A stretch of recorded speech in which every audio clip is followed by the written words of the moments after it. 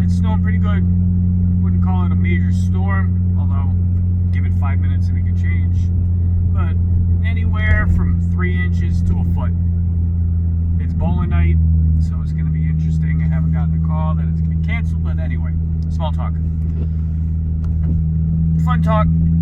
Forced myself, instead of just sitting grumpy in silence and driving home, I'm freaking exhausted. It's been one of those days. Figure, chat on some of the things that I think of during the day that relate to our hobby and stuff like that. Obviously, if you can fly with people, I highly encourage it. It's a whole different dynamic. You know, create a crew, the name, the fun, the camaraderie. There's nothing else like it. Yeah, you can go bring your girl or whatever in a spot for you. It's the proper thing to do if you don't have anybody. But when you go out with your buddies and you're laughing and horsing around, it's awesome. And it sort of leads into, we're starting to discuss bringing cameras with us, and the hijinks that goes on while we're out flying, I think is as fun as the actual flying or the bullshit talking that we're doing back and forth while one of us is flying and the other is spotting and the other is horsing around, whatever. So there's a lot of stuff going on, and I feel like that's more content. You're going to see a different side of us, of the hobby, the fun we have. It'll be very encouraging, and then you look at us and think we're a bunch of little kids, which we are mentally, but we want to start, not like a gap challenge. I had a good name for it earlier. Just gap, but it involves shooting gaps. When we're out, we always see shit while we're walking, going, do this, shoot that, do this, and it's kind of pushing us to kind of play like horse or quad, whatever, and make fun with it, not of it. So when you're out and you're doing your traditional things, you know, spotting for somebody, or while you're walking to your location, look around for gaps. And especially with us, where 90% of when all of us fly on the regular now is all Cinewhoop or smaller stuff or whoops, that these are gaps that can be shot. I think just the back and forth banter, like I said, I'm going to start bringing my Hero 7 out with me and getting some of that footage. It would have been fun the other day, so I'm spending a lot of time at the range, and F and Chet was there, and he was flying. It's always a test and tune with him, working on some stuff, and whatever caused the failsafe, and I'm thinking possibly an antenna, I'm not sure, but he fail-safed, and instead of it falling to the ground, and he was at a decent 50, 60 feet high, it basically, I heard it, I was spotting for him, and I heard the tones like mine did when it fail-safe, when the battery connection breaks, but then reconnects, so I gotta check some solder points from, maybe it happened from one of his crashes that it loosened up a solder point, and it kind of reset itself, and then the receiver did not rebind. But what it did was, it replicated the input given for his throttle and his stick input, so it stayed on the same hovering line, went up over our heads behind the shotgun port, and went into a cliffside, a really steep cliff behind everything. It was in a tree that was already 50, 60, 70 feet up, and then add the 50, 60 feet of the tree or so, give or take. So it was in shitty terrain, and it was my father that saved our ass. He always calls me Hawkeyes for being able to pick up some of these crazy small and minute things, or little movements, or finding a tiny piece of something. I searched across the top of the hill. I was in the hill. Chet was in the hill. Couldn't find anything. Pops finds something that was of circular shape, and so he went and got it, and it was the prop guard. So we knew by process of elimination and some kind of odd, weird science that if that is there, then it's probably up above where it crashed. And my problem was when it went into the trees, I was still running around the shotgun port, so I caught it after something was falling, and I heard sounds. So I was basing on that, and I was right. It was the right area, but Pops found the prop guard, and after another couple minutes, he just goes, "What in the hell is that?" There was no battery in it, because the battery launched off and disappeared, so there was no beeper and there was no LEDs on it, which would have made it super easy to find. But couldn't reach it, and it was late in the day, so it was 3:30. Sunset was about an hour off. Both of them leave. I stayed at the range, and they both went home and got snow rake, or the snow poles for the rakes, and by the powers combined, they combined them, and it was the right length, and they were able to get it down. And what makes it, with me as a man of God, and there's no coincidence, and this is how he works. Again, mind you, we don't know if the camera launched off of it and was missing. He had the original Insta, which in my opinion should be shot anyway, but the battery was gone, and being bright orange and some brown thick prickery crap, thought it would stand out. Could not find it anywhere. So about 15 minutes or so of them dangling around with the thing, they finally unhooked it, and it was like mega wrapped into these vines and all this shit. So short of climbing it, I didn't think it was going to come out, and which, me not afraid of anything, would have climbed this, but it was wrapped in poison ivy.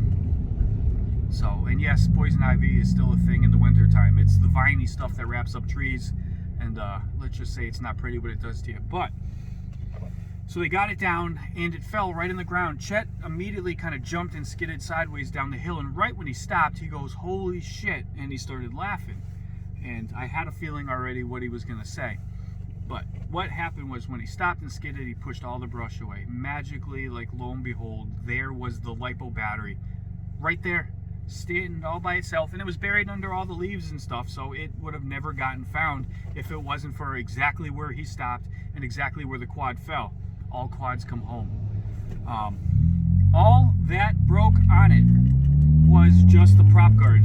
It loosened up because it banged off a bunch of trees, so some of the motor wires go through a race LED, and if you don't know what a race LED is, it's just a break in the wires coming from the motor. It's got 3 pads for each of the wires, and there's 2 LEDs inside of it, so when it gets current from spinning the motors, they light up, and depending on which input you give to what motor, slowing down or speeding up, they dim and brighten. Said that backwards. They dim and brighten, and that allows the quad to be bright, allows you to see it even better, plus it looks badass. But the glue just broke free, which I wanted. It's kind of like a crash crumple zone in your car, the way I build my quad. So if it does get hung up, it's going to just take the glue off the pad and lift the wires up, creating not a suspension but a break point without breaking the wires off of the board or off of the motor, which I have experienced multiple times, and I have ruined some motors and some boards because of that. So we did pop test it in the basement. Everything seemed to be good to go. I had no other problems with it. We're going to swap back the antenna that he had on it. It was an aftermarket one, and I'm wondering, just for some reason, because it was an odd antenna, that it fail-safed. It was weird because when he went out flying, he was 100 yards about on the range, and he went up really high and aggressive, and I'm like, whoa bro, take it easy. So he had come down and he had turned around and was coming back at us, and that's when it fail-safed, which didn't make any sense because he was even closer than he was when he started. It shouldn't have fail-safed. So what we ended up doing, and I've never set up anything fail-safe on my quads. It fail-safes, it falls. Never, just lack of input, let it fall. We set up a switch on the receiver so it completely knows everything. So if the quad freaks out, or if you've ever had a quad that is either purchased or just learning tuning, and if some of the rates and stuff are way out of whack, the quad will literally just take off. I mean, take off. Like, if you're not quick on stuff, it will disappear and you'll never get it back. And I've seen it firsthand. But with this fail-safe switch that we set up, it shuts everything down. It stops all inputs. And we tested it a couple times, and it seems like it's good. So once we get a chance, probably this weekend, probably back at the range, we'll get it back out there, fly it, and make sure that everything is kosher. I'm hoping the weather's decent so we can get the planes out. I know Chet wants to mess with his plane a little more, and I'm itching to do the plane thing again. But kind of sidetracking, but the camaraderie, so it's the ADD thing. the hijinks that went behind the scenes to get this quad, it was a lot of work, but and Chet's attitude was phenomenal. And I look at him and I'm like, I don't want to be the bearer of bad news, but if we don't find it, the world's not gonna end. He's like, yeah, I know, no big deal. And I was like, well, we'll just take one of mine out of my room and it's yours, you know? That's how we are. Pop, pop, bang. He's such a good sport. He understands it's part of the hobby. You know, prop breaks and lands in the water and the thing is gone, which has happened to me once or twice. It's just part of it. So you got to kind of go into it and not be devastated, especially if you're knuckleheads like us and you're flying over water on the regular or taking chances, flying high in the trees. It is a real thing and a real fear. Some close calls way high up in the trees. But again, you know, especially if you have a crew or trying to build a crew, build up that fun. Come up with ideas to challenge one another. It brings you closer together. It brings the team closer together, and it brings a lot of laughs or a lot of swearing if it gets stuck somewhere or falls from somewhere. Because I know the gaps that I like to shoot are way high up in a tree and not in an easy place. So recovery would be an absolute bitch. On a side note, I think I'm done gathering information and making notes. I'm going to do my Avata review, which I've been contemplating for quite a while, and really flying this thing and trying all kinds of stuff. I know there's 100 reviews out there, and I feel like I have a neat perspective, being that all I really do is cinematic flying, and this thing literally was designed for what we do. I only have one tiny gripe with it, and you know, maybe that'll be something that'll change if they ever come out with a second one. But we'll see. So stay tuned for that.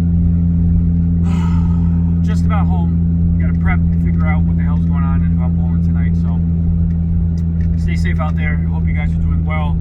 Questions, ideas, you know, the whole thing, hit me up. I'm here to help. Tuning issues, what quads for you, if you're new into this, what to get, all that. I got to keep you like reminding, you know, because that's the whole reason I do this thing, is to help. Big shout to Ghost of FPV, if you guys don't already follow him.